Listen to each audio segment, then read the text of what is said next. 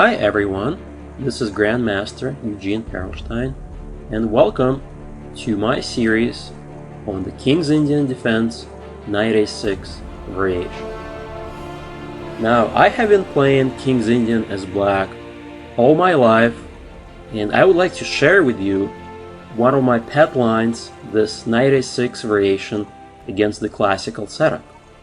So, white usually plays the classical setup after d4, knight f6, c4, g6, knight c3, bishop g7, e4. So notice how white takes over the center, black plays d6, and here white has several moves. The most popular move is, of course, simple knight f3 with the idea to play bishop e2 and castle. This is called the classical setup, the classical variation, and I prefer castles, bishop e2, this rare move, knight a6. Notice, by the way, that if black plays e5 and white castles, we can still transpose to this knight a6 line, but I will tell you the reason why I prefer to play knight a6 right away. And the reason being is that after e5, white has this annoying drawish line d takes e, and followed by the queen swap. Now white has this knight d5 move, forcing black to take, or even bishop g5 with the idea after h6 to take on f6, and then hit the bishop and the pawn, and black is going to lose material.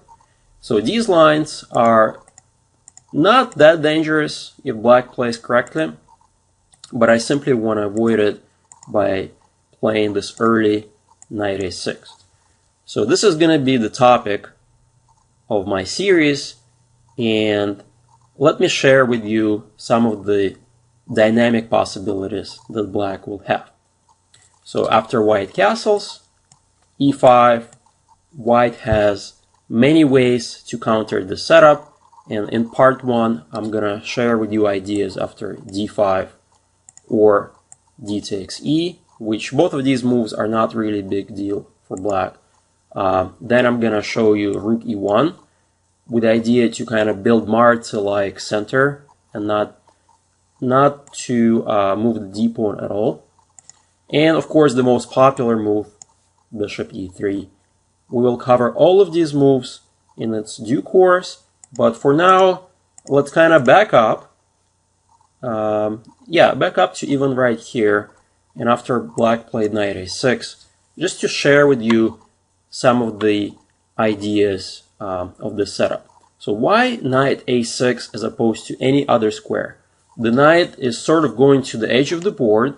You know, we're taught to develop pieces in the center, but black just made the move, putting the knight on the edge of the board. That doesn't look too great. Now, this is very important for King's Indian players to realize where that knight is heading, and I will show you very shortly. Another point I should also mention that black in the King's Indian gives up the center. You see how white has these beautiful 3 pawns on e4, d4, c4 squares. White has full control over the center. So black's strategy in King's Indian is to undermine the center with either e5 or c5. So for instance, if white castles, I prefer e5. This is a very common way to undermine the center, but there's absolutely nothing wrong with c5. The game is actually a little bit different from regular King's Indian. If white takes on c5, black immediately gets the knight into the center, hitting the e-pawn, and the positions actually resemble the dragon structure, like that, and without the c and d pawns, this is like a Marta bind for white with the e and c4 pawns. So typically white, though, will close up the center and black will play e6. And this is a totally different opening. This is like a Benoni position. Eventually the knight comes to c7, and you prepare the a6, rook b8, b5 pawn thrust. So this is a different chapter, a different opening altogether. So let's focus on this move e5. And this is the starting point of our conversation today. So what does white have against this pawn e5? Well, the first thing is to look at what happens if white simply wins a pawn, right? So after d takes e, we swap queens, and for instance, knight takes e5. So this is not a problem at all for black, due to very nice discover tactic. And for those of you who are already King's Indian players, you're probably already aware of this tactic. Look at this beautiful bishop. The knight is unprotected, and the tactic is quite simple. Knight takes e4. And now after white recaptures, bishop takes e5. And guess what? Black has solved all of his opening problems. As a matter of fact, the position is completely equal. And white has to be careful himself, because the e5 bishop is way too strong.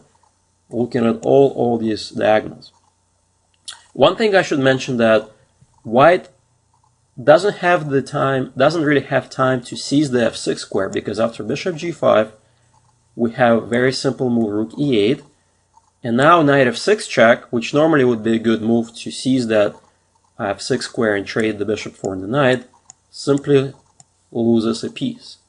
So this important tactic doesn't allow white to seize the center, that doesn't allow white to take control of the f6 square, and if white defends, we can simply play king g7, hitting that pawn, and black is totally fine.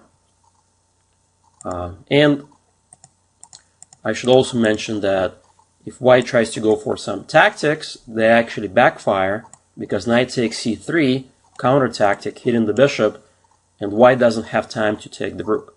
After knight takes rook, knight takes e2, black is actually doing quite well. This knight on d8 is trapped. Already black has 2 pieces for the rook, and only black can actually play for win from now on. So let's go back, and we can see that this simplification tactic d takes e simply doesn't work. And if white tries to play positional like bishop g5, one thing we know for certain is that knight on a6 also plays a very important defensive function, defending the pawn on c7. So we can simply play either h6 right away, force white to take on f6 or retreat with the bishop, or quite simply rook e8, get out of the pin. Notice that knight d5 is not a big deal. We simply take on e4, and guess what? The c7 pawn is defended. White just lost the key central pawn for absolutely no compensation. So this is why d takes e simply not a big deal for black. So let's rewind and look at some other possibilities for white. So remember I mentioned earlier that white, with those e4, d4, c4 pawn, to control over the center. Black, of course, counteracts with e5. But what if white continues the central strategy to seize even more space with d5? So in King's Indian, by the way, it's very important to recognize when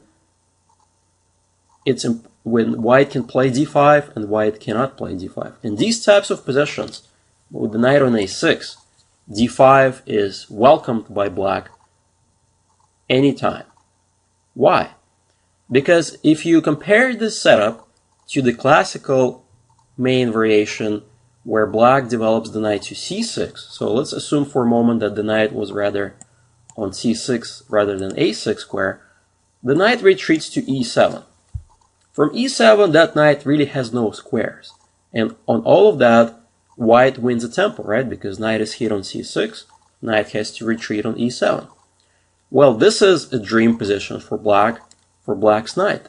Knight goes to c5, and guess what? The e4 pawn is now under attack. So black managed to solve the problem of his knight via the a6 route, keeping the bishop open, unlike the knight being on d7. And this is why I actually like this setup for black. So now white has to solve immediate problems with the e4 pawn. So one possible way to defend it is queen c2, and we're going to look at this shortly. Another move is bishop g5, pin the f6 knight, and of course, quite simple, knight to d2, defending the pawn. It's a bit passive, but nevertheless still playable. So let's look at the most active move, bishop g5, pinning the knight on f6. Well, now we simply play h6, forcing bishop's hand. Notice that the bishop cannot retreat. If you retreat to h4, after g5, bishop g3, black simply takes on e4, and that's a key central pawn with a winning advantage. If the knights get traded, eventually f5 is going to come in with the idea f4, trapping the bishop. This is already almost a losing position for white. So white really has no choice but to part with his beautiful dark square bishop. And if white now goes after the knight with b4, black has a couple options. You can simply draw back on a6, hitting the pawn, or even draw back on d7 with idea to play bishop g7, f5. By the way, f5 is a very important idea in King's Indian. You play on the king side, followed by knight coming to f6. And white has the standard plan on c5. But without the dark square bishop, the queenside play is not dangerous for black, and black will have a very easy game. So let's go back, and let's take a look at queen c2. This is the most natural way to defend the pawn, still keeping a lot of options open. The bishop is unblocked by the knight. The knight from f3 can still go to e1, maybe d3 square. And now a very important moment for black is you have to secure the outpost for the knight on c5. If black fails to do so, let's say you play knight h5 with idea f5, or even knight e8 with the common idea f5, then white immediately has this move b4, and white gets a great game. So it is important to play a5 exclam. And these ideas, knight c5 and a5, put an end to white's expansion on the queen side for a very long time. Why, you might ask? Well, the problem is that whenever white plays this move a3, black immediately plays a4 to fix the pawn structure. Notice that the pawns can never move. On top of all, now black gains another outpost on b3, and this knight on c5 is very, very powerful. So that's why white really needs to play, kind of slow play this position and prepare the advance. Alright, so first things first, white plays bishop g5 to weaken black's king, h6, bishop e3. I like this move, b6, and now b3, getting ready for the slow setup on the queen side. Bishop d7, and now again the ball is kind of in white's court. How do you advance the pawns? Because if you play this move a3, immediately there is a very nice a4 tactic. You don't have time to take the knight because a takes b, hitting the queen, and then you just simply recapture with the b pawn. And if white plays b4, this thematic knight b3 is again very annoying for white. You got the b3 square, then you have knight g4, maybe you can transfer the knight to d4, another outpost, and this is just a very big headache for white. So that's why white needs to play another move, knight instead of a3, knight d2, to get ready for a3.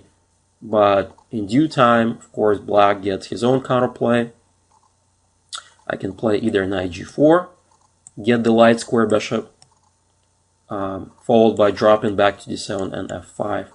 Or quite simply, I can just simply move the knight to e8, followed by f5, and black gets a good game.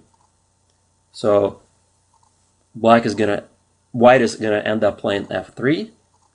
Black will play f4, g5, h5, g4, attacking white's king. And this is a very typical King's Indian attack, and black is doing quite well.